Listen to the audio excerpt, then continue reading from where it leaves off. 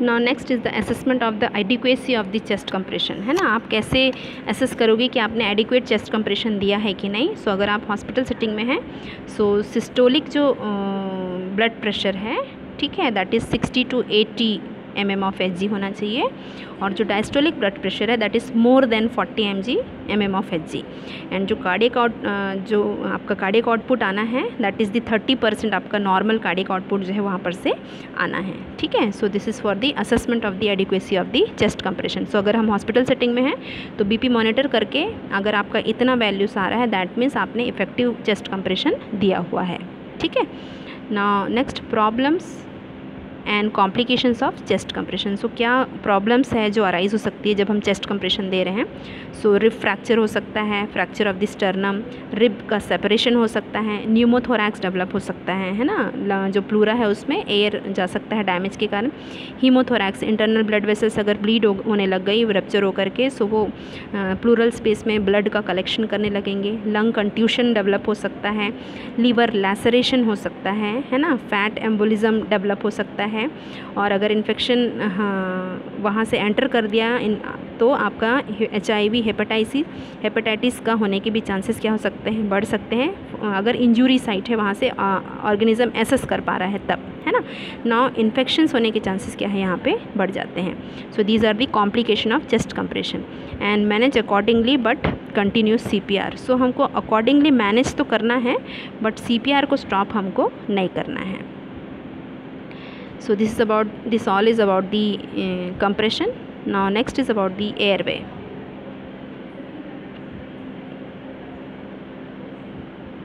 So loss of consciousness often result in the airway obstruction due to loss of tone in the muscles of the airway and falling back of the टंग। सो जब person unconscious होता है, so unconscious होने से उसका टंग जो है वो पीछे की ओर फॉल हो जाता है, जिसके कारण से एयरवे में ऑब्स्ट्रक्शन कॉज होता है। तो हमारा सबसे फर्स्ट जो एम होता है एयरवे के लिए दैट इज़ क्लियर करना है हमको एयरवे को, ठीक है। So basic techniques are there for airway patency, है ना। सो ये देखिए आप लोग, हेड टिल्ट, हेड को टिल्ट करना है एंड चिन को क्या करना है, आपको लिफ्ट करना है। One hand is placed on the forehead and the other on the chin. The head is tilted upward to cause anterior displacement of the tongue. So आपका head tilt chin lift manoeuvre है ये, जिसमें patient का head को tilt किया है और चिन को लिफ्ट किया है हमने। एक हैंड को प्लेस किया है फोरहेड पे और दूसरा जो हाथ है उससे हमने आपका चिन पे रखा हुआ है और अपवर्ड हम लोग कर रहे हैं ताकि जो टंग का डिस्प्लेसमेंट है वो क्या हो सके, प्रिवेंट हो सके, ठीक है।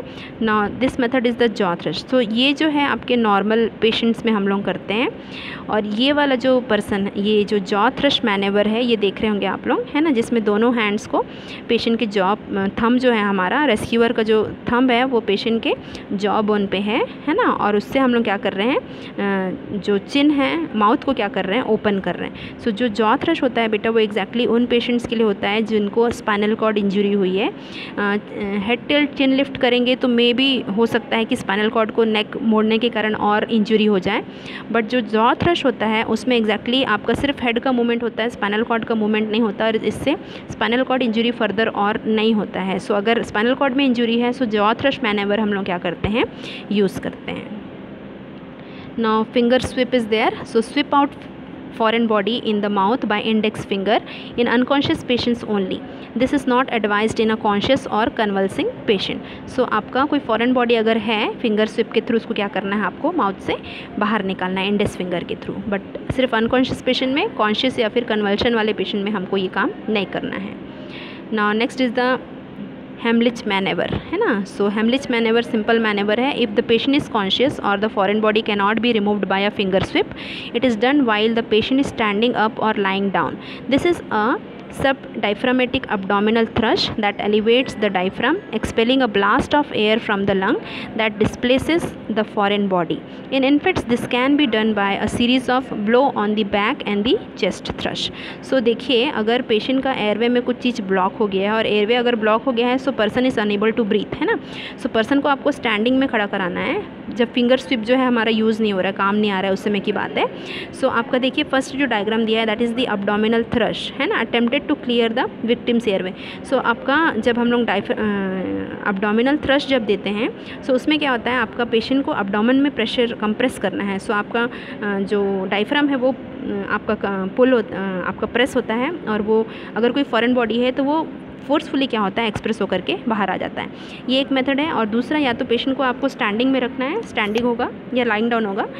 स्टैंडिंग में रखने के बाद आपको पेशेंट के पीछे जाना है और दोनों हैंड से अपना फिस्ट बनाना है सामने, और अब्डोमेन में जोरदार उसको क्या देना है, थ्रस्ट देना है, जिससे आपका इंट्रा अब्डोमिनल प्रेशर इंक्रीज होने से इंट्राथोरेसिक प्रेशर भी इंक्रीज होगा, और कोई भी जो फॉरेन बॉडी है वो क्या होगा, ओरल कैविटी के थ्रू बाहर आएगा। ठीक है। सो ये जो हेमलिच जो मैनेवर है एग्जैक्टली किसके लिए है, आपका एयरवे को क्या करने के लिए, क्लियर करने के लिए, अगर वहाँ पर कोई फॉरेन बॉडी है तब, है ना। इन्फेंट के लिए दिया है आपका place the infant stomach down across the forearm and give 5 quick forceful blow on the infant's back with the heel of your hand। so infant के बैक पे आपको पोजीशन देख रहे हैं आप लोग, पेशेंट को ऐसे रखना है और उसके जो बैक है उसमें आपको फोर्सफुल क्या देना है, ब्लो देना है हैंड के थ्रू से, और जिसके थ्रू उसका कोई जो ऑब्स्ट्रक्शन है या फॉरेन बॉडी है वो क्या हो जाएगा, बाहर आ जाएगा। ठीक है। This is about the airway. So by this method you have to clear the airway. Airway clear होना ज़रूरी है, तभी आप प्रॉपरली ब्रीदिंग कर पाएगा पेशेंट, एयर अंदर जा पाएगा ना। Third one is the breathing. Okay. So breathing, breathe for a person. So rescue breathing can be mouth to mouth breathing or mouth to nose breathing if the mouth is seriously injured or can't be opened with the airway open, using the head tilt chin lift maneuver. Pinch the nostril shut for mouth to mouth breathing and cover the person's mouth with yours, making a seal. So जो rescue breathing होती है वो होती है mouth to mouth हम लोग देते हैं, या फिर माउथ टू नोज़ हम लोग देते हैं। और ये आपका माउथ अगर सीरियसली इंजर्ड हो गया है सो ओपन नहीं हो पाएगा माउथ, सो उसमें हम लोग नहीं कर पाएंगे। सो ऑन दैट कंडीशन आपको क्या करना पड़ेगा, आपका वो एयरवे को क्या करना पड़ेगा, ओपन करना पड़ेगा, जो हमने मैनेवर्स देखे using the head till chin lift manoeuvre. So nostril को क्या करना है बेटा, नोज़ को पिंच करके शट करना है, और माउथ को क्या करना है, ओपन करना है पेशेंट को by using any one of the method, है ना। हेड टिल चिन लिफ्ट मैनेवर ही नॉर्मली हम लोग यूज़ करते हैं। और हमारा माउथ को पेशेंट के माउथ के ऊपर रख करके क्या करना है, पेशेंट को फोर्सफुली क्या करना है, आपको ब्रीदिंग देना, अपना ब्रीथ को क्या करना है, ब्लो करना है पेशेंट के माउथ में। ठीक है। और जब हम माउथ टू माउथ ब्रीथ दे रहे हैं तो पेशेंट का माउथ और हमारा माउथ के बीच में एक सील होना चाहिए। ऐसा नहीं होना चाहिए कि लीकेज जो है वो क्या हो जाए, लीक हो जाए एयर और क्या हो जाए, वो बाहर आ जाए। ठीक है। सो इसमें माउथ टू माउथ ब्रीदिंग आपका बेसिक टेक्निक है ब्रीदिंग में, that is the mouth to mouth breathing है first. With the airway held open, pinch the nostril, नाक को नॉस्ट्रिल को क्लोज करना है। डायग्राम देखेंगे आप लोग। Take a deep breath and seal your lips over the patient's mouth, blow steadily into the patient's mouth, watching the chest rise as if the patient was taking a deep breath. So आपको blow करना है steadily patient के mouth में, और देखना है patient का chest क्या हो रहा है, ऊपर आ रहा है क्या। अगर आपका पेशेंट का चेस्ट ऊपर आ रहा है दैट मीन्स आपने इफेक्टिव क्या दिया है, माउथ टू माउथ ब्रीथिंग दिया है। ठीक है। ना सेकेंड है mouth to nose. So mouth to nose में देखिए आपका डायग्राम में फर्स्ट डायग्राम है, इसमें seal the mouth shut the breathe steadily through the nose. So आपका पर्सन का नोज़ को बंद करना है, माउथ को बंद करना है, और आपको फोर्सफुली ब्लो करना है पेशेंट के नोज़ में। And third manoeuvre is mouth to mouth and nose, जिसमें हम पेशेंट के माउथ में और नोज़ में दोनों में ब्लो करते हैं। सो ये जो मैनेवर होता है वो चिल्ड्रंस के लिए यूज़ होता है। देखिए डायग्राम में आप लोग, सेकेंड जो डायग्राम है जिसमें पेशेंट का माउथ और नोज़ दोनों में हम लोग माउथ अपना रख के क्या कर रहे हैं, ब्लो कर रहे हैं forcefully. So these are the 3 methods. Now assessment of the respiration of the breathing and the circulation। सो आपको एसेस करना है पेशेंट का ब्रीदिंग एंड सर्कुलेशन नॉर्मल है कि नहीं। सो इसके लिए आपका देखना है कॉन्ट्रैक्शन ऑफ द प्यूपिल। ठीक है। प्यूपिल कॉन्ट्रैक्टेड है कि डायलेटेड है, या रिएक्शन दे रहे हैं कि नहीं लाइट से। Now improved colour of the skin, patient का कलर का स्किन इंप्रूव हुआ है कि नहीं, क्योंकि ऑक्सीजन की कमी रहती है तो साइनोसिस डेवलप हो जाता है। सो आपका पेशेंट का स्किन का कलर आपको देखना है। Now free movement of the chest wall, है ना, चेस्ट वॉल में मूवमेंट हो रहा है क्या। सॉलोविंग अटेम्प्ट, पेशेंट सॉलो करने की कोशिश करता है। एंड स्ट्रगलिंग मूवमेंट, ठीक है, पेशेंट की बॉडी में आपको स्ट्रगलिंग मूवमेंट जो है वो क्या होता है, दिखाई देता है। So this is the assessment of respiratory breathing, restoration of breathing and the circulation. Person ने रिस्टोर कर लिया है अपना breathing and circulation. Now next is the sign of restored ventilation and the circulation, है ना। सो वही मैंने जो बताया, स्ट्रगलिंग मूवमेंट, कलर इंप्रूव हो जाएगा, return of a strong pulse return हो जाएगा, और सिस्टमिक जो ब्लड प्रेशर है वो भी क्या हो जाएगा आपका, रिटर्न हो जाएगा। Now when to terminate BLS, basic life support, कब आपको स्टॉप करना है, बंद करना है। So the pulse and respiration returns normal, है ना, रिटर्न हो जाएगा normally. Emergency medical help arrive, जैसे ही आपका मेडिकल हेल्थ केयर फैसिलिटी आ जाता है तो तब बंद करना है। Now physician declare patient is deceased in a non-health setting, another indication to stop BLS would be that the rescuer was exhausted and physically unable to continue to perform the BLS। तो बहुत सारा यहाँ पर आपका termination के points हैं।